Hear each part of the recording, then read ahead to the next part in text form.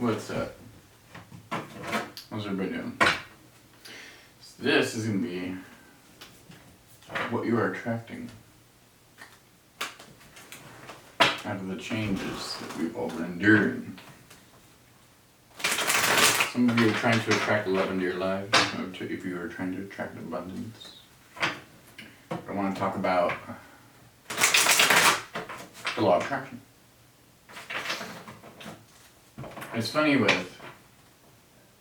especially with social media and things, like, we are programmed in society to have or want certain things, and it all came from basically the social construct of our government.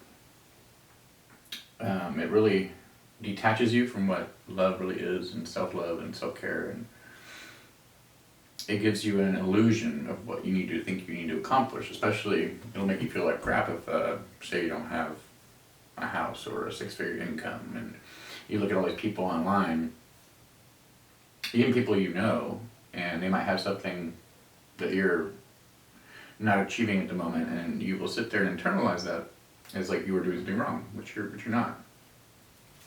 So we build these fake constructs within our mind, and to meditate and realize that all the love is right there within us, all the answers that we need are right within us, and anybody that judges us from the outside are only doing this because of a social construct. It can create a lot of mental confusion. It can take away your peace. It can give you anxiety. It can really mess with your mind, and I just wanted to put that out there to show you guys that, or tell you guys that this period of indecision, what do I do, this confusion that you're having isn't your fault. It's been programmed into you by people that you barely even know, whether you watch TV or social media or whatnot. Even watching me.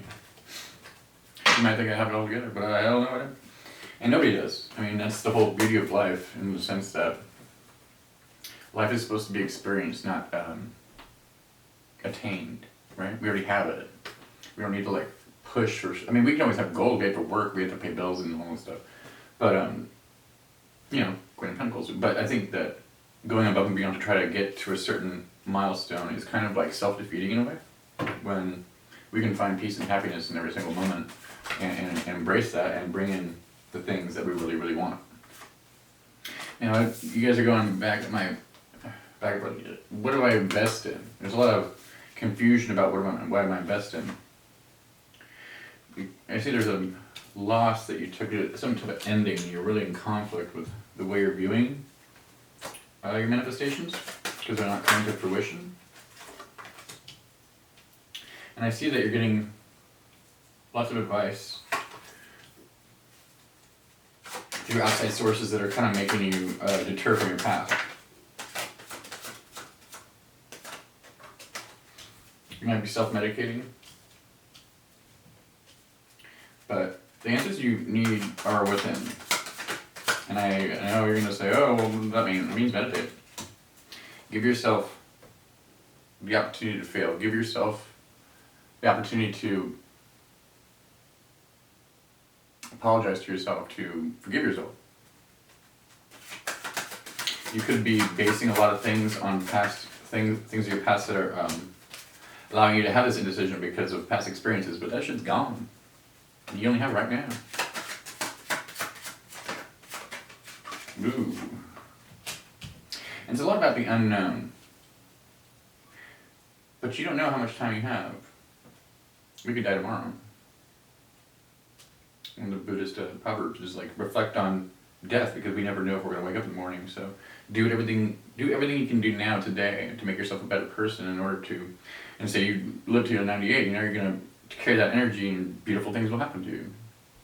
And it's crazy because maybe the things that you're trying to go for aren't necessarily on your life path. Maybe you're trying to go outside your life path. Something has to be left behind, and I think it's this mental struggle. You could already know about this from the solar eclipse. But whatever this ending was, I see it as a big emotional ending. It's from people from your past too that need to go. They aren't allowed to be on your path. You've been there's been arguments and conflicts that you're focused on that you don't need to be a part of. You're going to see this in the future.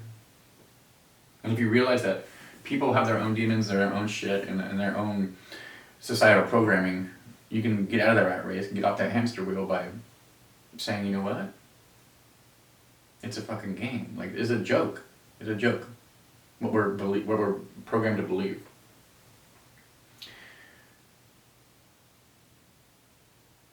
Seeing your triggers too, I heard. Oh, there's a little bird in there.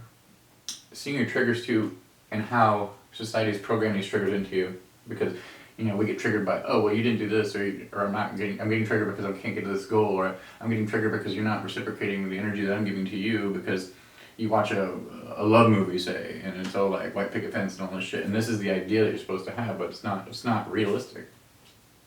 The realistic part is facing your emotions and being like, you know what, things aren't good all the time. Things aren't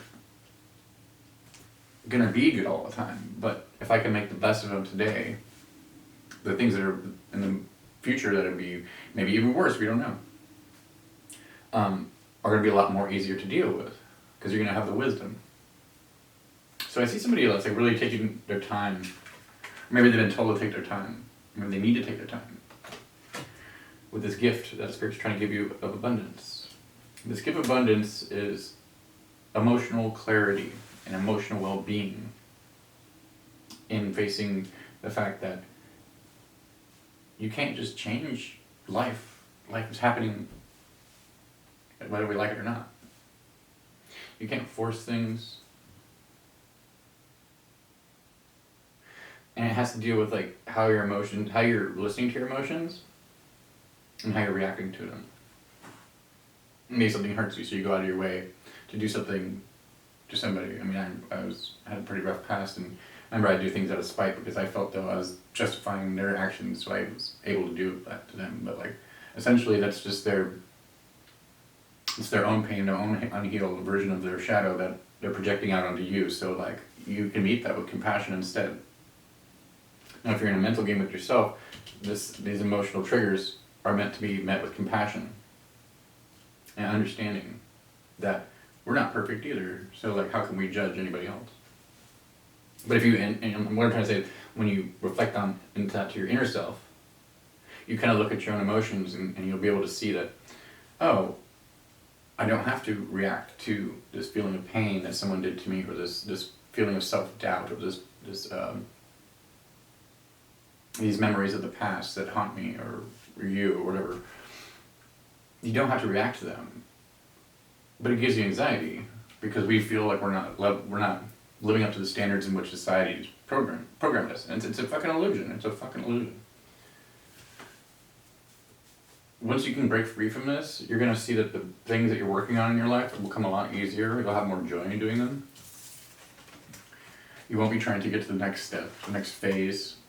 You'll actually be enjoying the work that you do.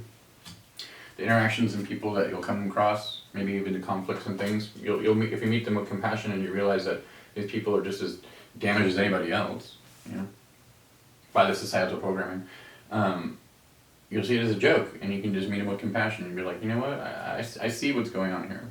And I think that's where a lot of you are going. Even though you might not see it right now, because we see that the moon's coming out, it's like a lot of unhidden truths that will be revealed to you in the next few months. And it's got you very conflicted too, because it's like you're trying to listen to your emotions, but you're also like trying to listen like head over heart, like your logic. So it's a combination of like separating your emotions from logic and looking at real life and how there's horrible things happening and there's great things happening. They don't show a lot of great things happening, but there's actually a lot of great things happening. It's like your growth is great, right? You love yourself, right? I hope you do. Once you start putting that self-love onto self, it's like you'll see people that don't love themselves very much. You have to be your best friend. You have to catch your ideas and then your thoughts and be like, hey, should I be thinking that? Maybe that's not necessarily the way I should be doing this. And meditation can help with that a lot, because you'll be able to view your thoughts in such a way where you're non-biased to your thoughts. And I think that's the worst thing we could do, is like just continuously judge ourselves over time to keep building like this illusion in ourselves that we're not good enough, or we're not doing something right. Because I mean, everybody can sit there and look at the mirror and go, I'm good enough, I'm good enough, you know, I'm good enough, I'm good enough. But I mean something to me. You can do all those affirmations, but like subconsciously, if you keep trying to project something that isn't happening in your life, and you're trying to strive for something, the more and more that something doesn't happen, the more and more you're setting yourself up for this subconscious thought of like, I'm not good enough. When you are, you're totally good enough. If you like what I'm doing here, hit that little like and subscribe too. Trying to bring you guys some different content and really slow down a lot of our thought processes and bring peace to situations that not only been troubling me, but hopefully for yourself too. If this resonates with you, leave a comment.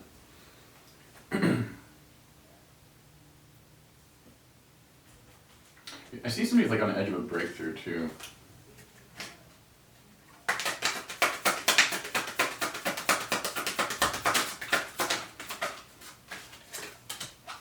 Yep, 9 of coins. Double. That was like the last reading too. Double major. Double. It's like really hard to get doubles, so it's like weird. 9 of Pentacles, 9 of Pentacles. Taking your time with yourself, really slowing down your thoughts, and not being the King of Swords on your ass. Like I think whoever I'm talking to is really hard on themselves of not achieving some type of goal, whether that be true love or something like that. But we have to embody, like let's say it's true love or financial stability, right? Ace of Cups right there too. Bam, back to back. Double confirmation. What Spirit wants you to know. You have to give this gift to yourself. You have to have more compassion with yourself. You don't have to, but if you do, if you give yourself more compassion and you're not so hard on yourself, you're going to see that being patient with yourself, like you would want people to be patient with you, is how you embody that, and it reflects off to them. You know, it's like if you talk slower around some people that are really high feet, right? You'll see them start to pay attention. Like, it doesn't happen overnight. You're not just going to start talking to somebody slower and they're going to be like, oh, I'm going to listen to you now. But if you're just calm, compassionate, and caring with yourself and your own thoughts, you'll see it reverberate out. So there's a big emphasis here on focusing on one's own thoughts. Yeah, once you do this too, and you stop being such a judgmental person towards yourself and your own spirit, there's a lot of creativity that wants to come out. It's gonna, yeah, definitely. You might be hermiting up at this moment. You're embodying this Empress energy too, which is cool. Nice star. But you have to get rid of this self-doubt and the ways of like what you need to be happy. You get the World and the Four of Wands. There is happiness on the horizon. But like I said, it's not going to happen overnight. It's about healing this inner child, healing the self, healing the illusion of what society has programmed into us, because we have all the heart and all the love and everything we need. I mean, today's a beautiful day, and I didn't really do a lot, but I didn't get on myself for being lazy or anything like that. I'm just trying to enjoy everything that is and hopefully bring some peace and clarity to you guys. So yeah, if you like what I'm doing here, hit the old like and subscribe. I greatly appreciate that. I'm also open for readings. Excuse me. And I do free readings on tarot learning and readings on Facebook. It's a Facebook group. So if you guys can catch me there, that'd be cool too. Anyways, hope you enjoyed the free read. Hope it helped. I keep saying free, I don't know. Whatever. Doesn't matter.